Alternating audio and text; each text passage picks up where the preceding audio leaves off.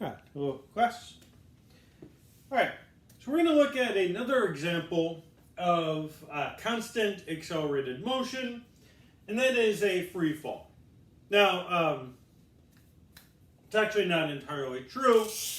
If you drop an object, obviously it's going to fall to the ground, and obviously it's going to accelerate, because like right now the velocity of this object is 0. If I let it go, it acquires a velocity. So there's definitely a change in velocity. Now, when I say that we're saying that the acceleration is constant, so it's an example of that constant accelerated motion, that would be true in a vacuum. So if we were to drop this object in a vacuum, then it would fall towards the Earth at a constant rate. But air resistance can be a very significant factor. And it's one that we ignore. Because if you're not moving too fast, what we do is a pretty reasonable approximation. But also, taking air resistance into account is very difficult. You can picture if I drop this marker, it falls. But what if I drop it vertically? Then, it's going to fall differently. And the air resistance will be different in those two cases. And I suspect that if I drop this from a high altitude, when it gets faster and faster, eventually it's going to become vertical because there will be less resistance this way. And so, the motion, the air resistance would change as it's falling. So in general, taking air resistance into account is a very difficult thing to do. And we have to basically ignore it. Now, in a calculus-based class, we could deal with some cases. Like, say we have a spherical object, and we were to, treat that as a projectile or like drop it or something. If we had a spherical object, we could take air resistance into account in like a calculus-based class. But that's even difficult. You might think of some examples of that would be like baseballs or golf balls, but neither of those are spherical objects. Baseballs have that like stitching on it, which actually affects its motion, and golf balls have dimples, which affect it as well. So yeah, just in general, taking air resistance into account, very complicated. But as long as things are moving, it's one of those things where if things are moving slowly, air resistance isn't that significant. Faster you're moving, the more significant it becomes. Okay, now I said that, if you drop an object, it's going to accelerate towards the ground. And it's going to do that at a constant rate. And that rate has a value. We're going to write it here. We give it a name too. We call it g, or little g.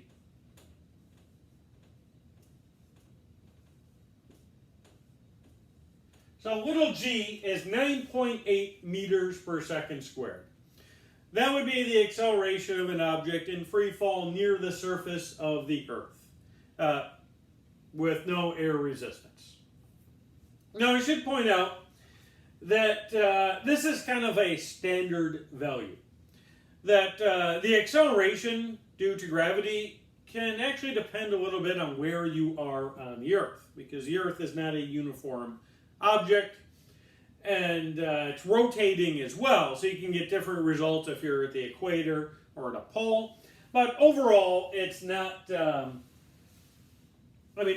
it doesn't vary too significantly from that on the surface of the Earth. Okay, now we're talking about a dropped object, and so we're considering vertical motion. So typically we use y to describe the motion. So let's look at an example. Say we're going to drop an object off of a cliff.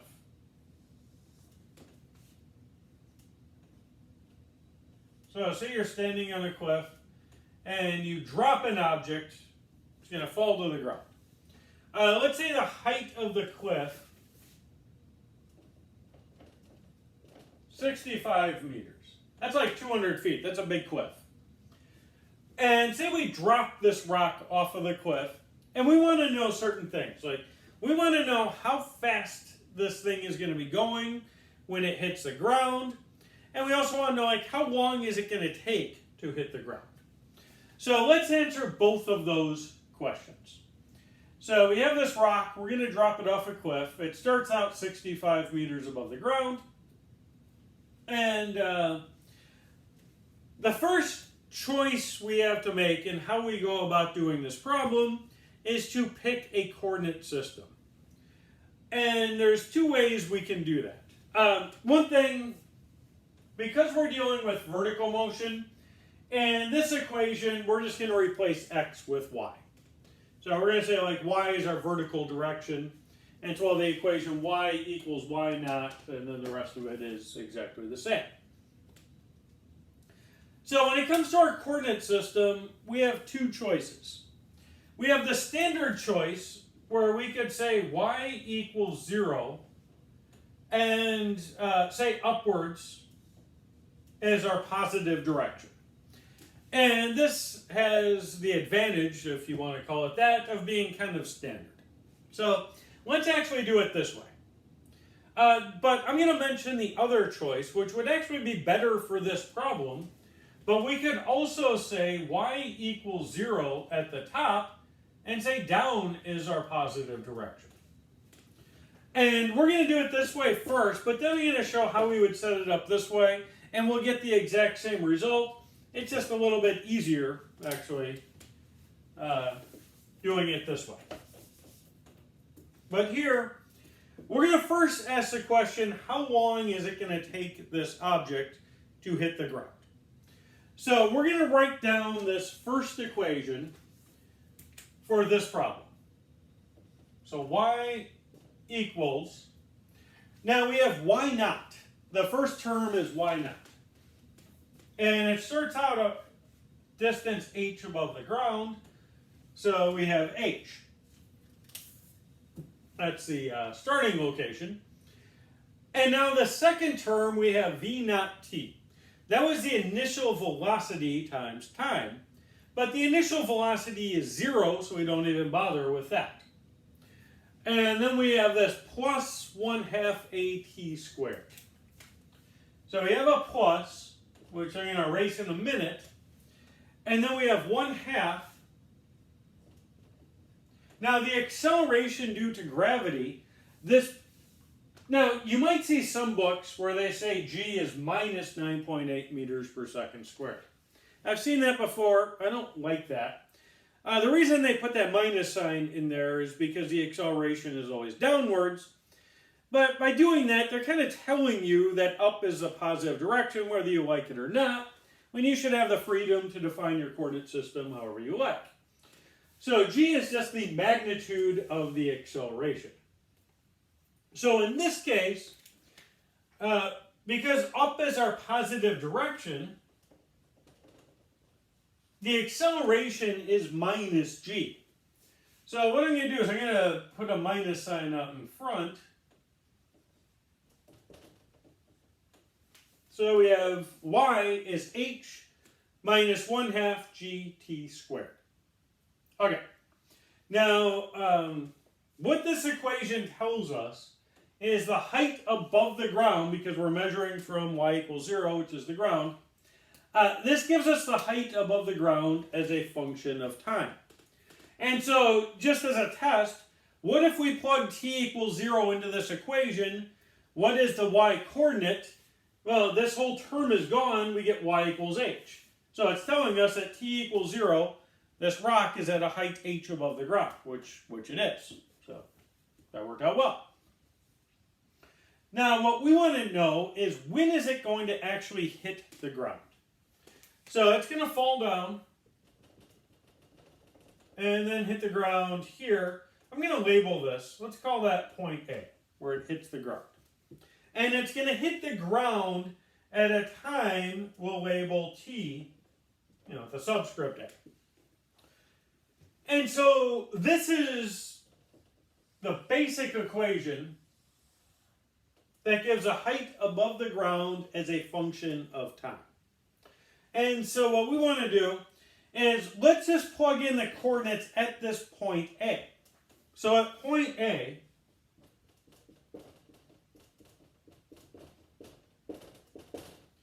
the y-coordinate is 0.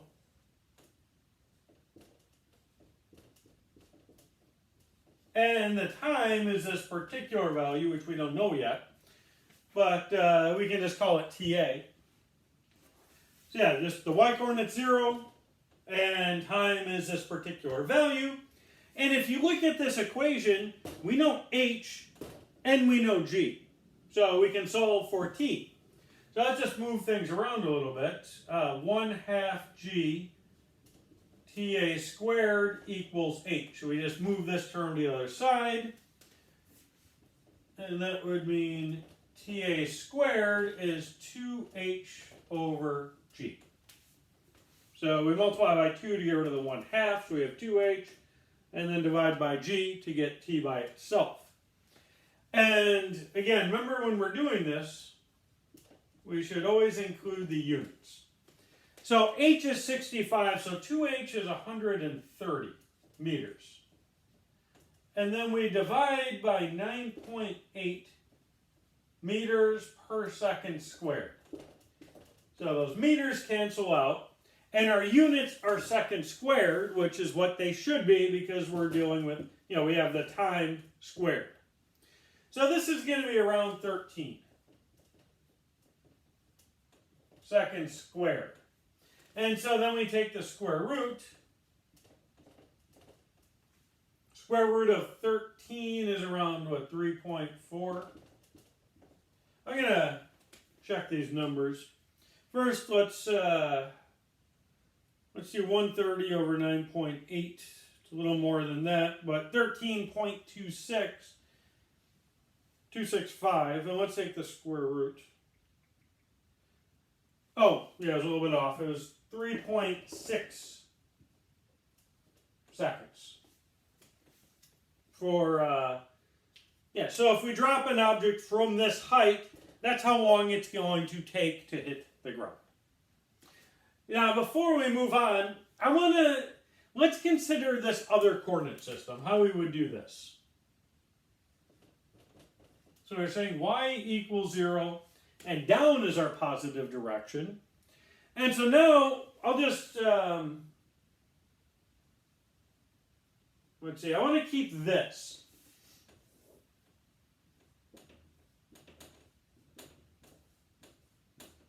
I'm going to erase the rest of the board, but we derived this result here.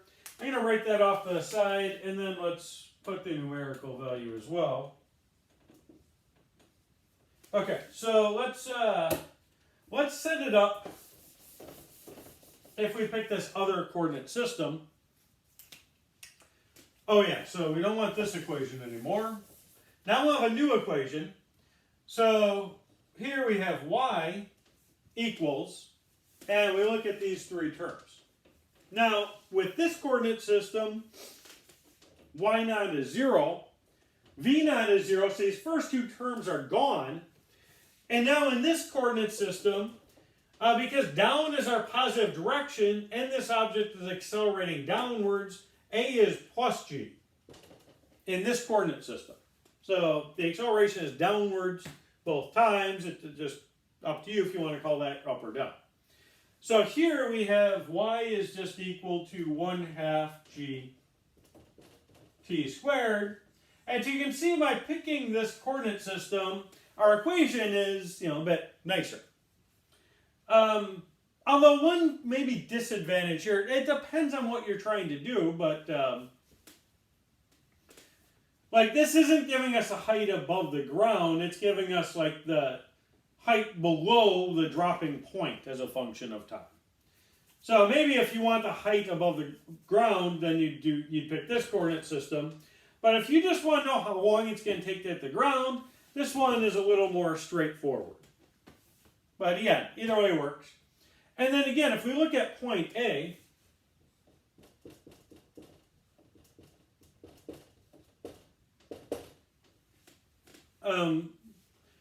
the y-coordinate here is h. So we have h is equal to 1/2 g TA squared. And if we solve for TA, we're going to get that exact same result as before. So again, we get the same thing either way. But let's go back to our original coordinate system. Now, next we want to know how fast is this object moving when it hits the ground. So let's look at the second equation. We have v equals v naught, which is the initial velocity, which is 0. So we don't write anything down here. Oh yeah, now a is equal to minus g. So plus at, that would be minus gt. And now that we know the time, because we want to know how fast it's going when it hits the ground, that's at the time ta. So this is a general equation. You can plug anything you want into that. Well, here, this equation and this previous equation, they both apply from t equals 0 to t equals 3.6 seconds. After that, it hits the ground.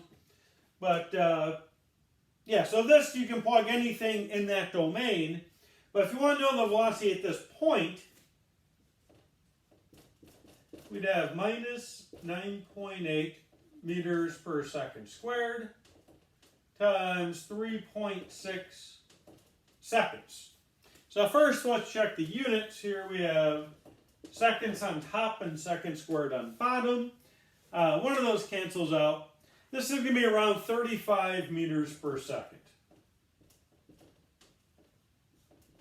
Well, minus 35, that minus sign just tells us it's moving downwards. It has a negative velocity because up is our positive direction, and this object is moving downwards. That's why it has a negative. Might as well check the number. 9.8 times 3.6.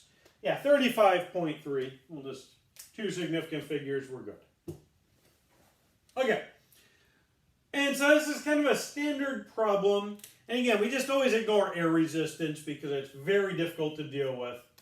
But that can actually be very significant in real-world problems, air resistance.